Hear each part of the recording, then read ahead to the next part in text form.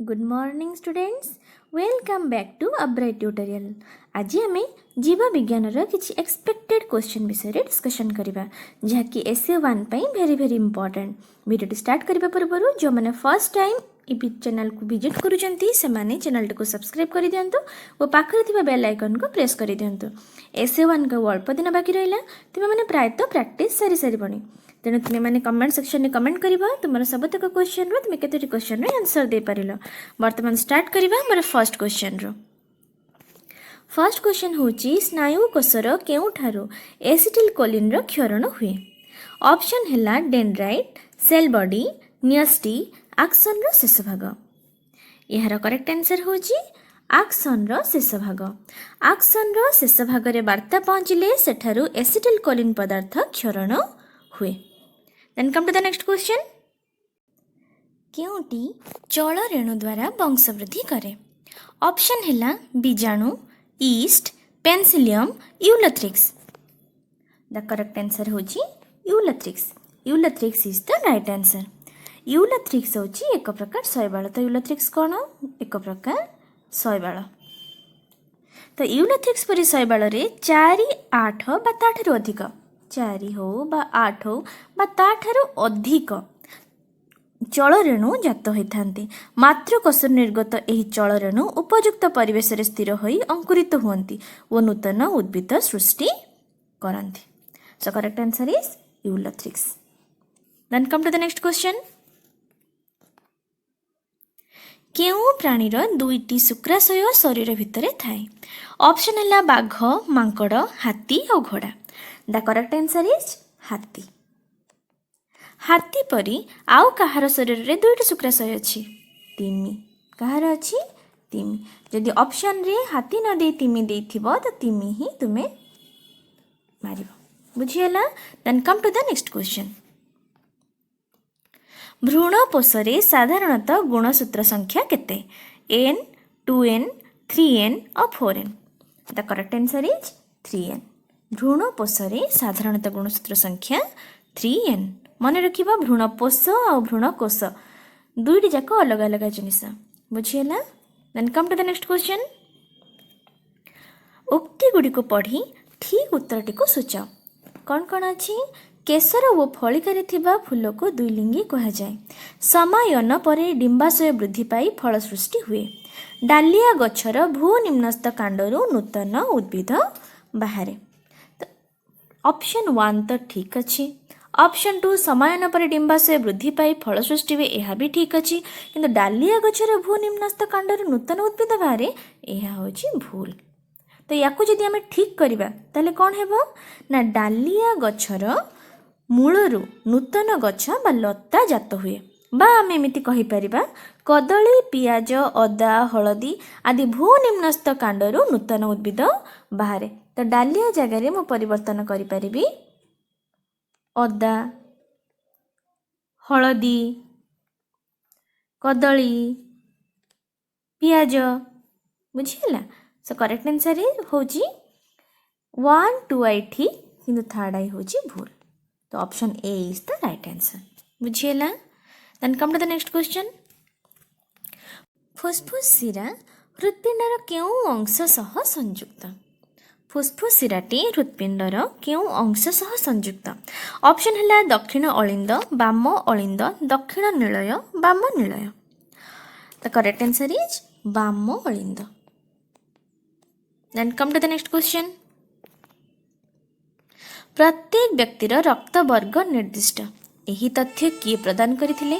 तो ए सब जिनिस निहाती मन रखिबो कान एग्जाम रे उडा मोस्ट इंपोर्टेंट गोटे जे कोन से गोटे साइंटिस्ट नाम निहाती भाव रे पडिबो। तो प्रत्येक व्यक्तिर रक्त वर्ग निर्दिष्ट यह किए प्रदान करथिले? ऑप्शन है Harvey, Darwin, Mendel, Landsteiner. The correct answer होची Landsteiner. Landsteiner is the right answer. 1900 केवल यही तथ्य पाई 1930 मसीह से नोबेल प्राइज पाइथिले। कौन पाइथिले? Nobel prize. Then come to the next question.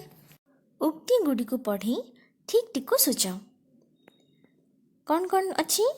Auxin कांडर वृद्धि को प्रभावित करे। तापर कौन अच्छी? साइटोकाइनिन कोष विभाजनर हार ह्रास करे। पाचिला फल झड़बारे एथिलीन साहाय्य करे। तो करेक्ट आंसर होची कोन आई थर्ड आई ठीक किंतु सेकेंड आइटम भूल। So option B is the right answer. So option B is the right answer. तो ऑक्सिन कांडर वृद्धि को प्रभावित करे यह ठीक अच्छी। पाचिला फल झड़बारे एथिलीन साहाय्य करे यह मध्य ठीक अच्छी किंतु कोष विभाजन रे किए साहाय्य करे साइटोकाइनिन कोष विभाजन हार को वृद्धि करे। कौन करे सी ह्रास को से कौन करे वृद्धि करे ह्रास हेबनी तो ये कौन हम वृद्धि कौन हम वृद्धि बुझीगला। So correct answer is option B. Then come to the next question केउटी अग्र मस्तिष्कर एक अंश नुह घ्राणपाली प्रमस्तिष्क अनुमस्तिष्क पश्च अग्र। So the right answer is अनुमस्तिष्क। अनुमस्तिष्क is the right answer. So अनुमस्तिष्क कहार गोटे अंश अनुमस्तिष्क पश्च मस्तिष्कर अग्रभाग अवस्थित। कौटी अवस्थित पश्च मस्तिष्कर अग्रभाग। Then come to the next question केउटी कोष झिल्लीर मुख्य उपादान। ऑप्शन गुड़िक है श्वेतसार धातुसार स्नेहसार जीवसार। द राइट आंसर इज स्नेहसार जहाँ को आम लिपिड बोली कहू। यह आम शरीर रे चर्बी आकार रे संचित हो कौ आकार रे संचित हो चर्बी आकार रे आवश्यक स्थले कोशीय शोषण द्वारा यार विजारण हुए और शक्ति उत्पन्न हुए। तो कौन कहा द्वारा यह विभाजन होता है कोशीय शोषण द्वारा। कौन द्वारा कोशीय शोषण बुझीला। Then come to the next question केउटी पित्त रस क्षरण करे। पित्त रस किए क्षरण करे। ऑप्शन गुड़िक है अग्नाशय यकृत ग्रहणी पाकस्थली। तो पित्त रस यकृत सृष्टि करे यकृत क्षरण करे। अग्नाशय रे हमर कौन सृष्टि हुए अग्नाशय रे 3 प्रकार एंजाइम सिक्रेशन हुए।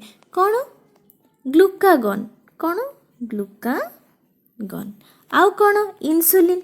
तुम्हें जानी डायबिटीज पेशेंट मान पाखे जोटा सर्टेज थाए इंसुलिन आउ कौन सोमाटोस्टैनिन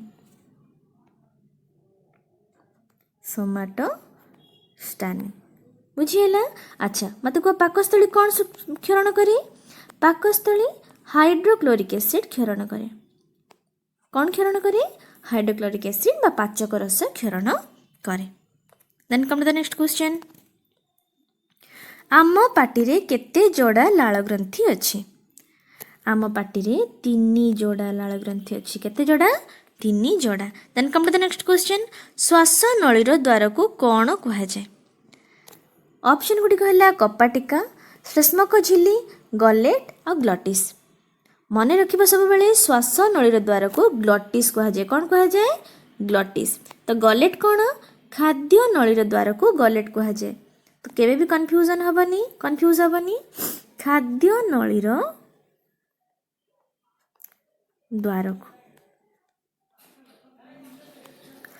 तो आंसर है ग्लटिस। श्वास नळीर द्वार को ग्लटिस कह जाए और खाद्य नळीर द्वार को गलेट बोली कह जाए। Then come to the next question शीत सुप्ति बेले बेंग कहा द्वारा श्वासक्रिया करिथाय। शीत सुप्ति बेले बेंग चर्म द्वारा श्वासक्रिया करिथाय। कहा द्वारा श्वासक्रिया करिथाय चर्म द्वारा। तो आज एतिकी क्वेश्चन मते कमेंट सेक्शन में कमेंट करो ये सब क्वेश्चन भितर तुम केतोटी क्वेश्चन रो आंसर दे पारिलो। तो आज एतिकी thank you thanks for watching like share and subscribe.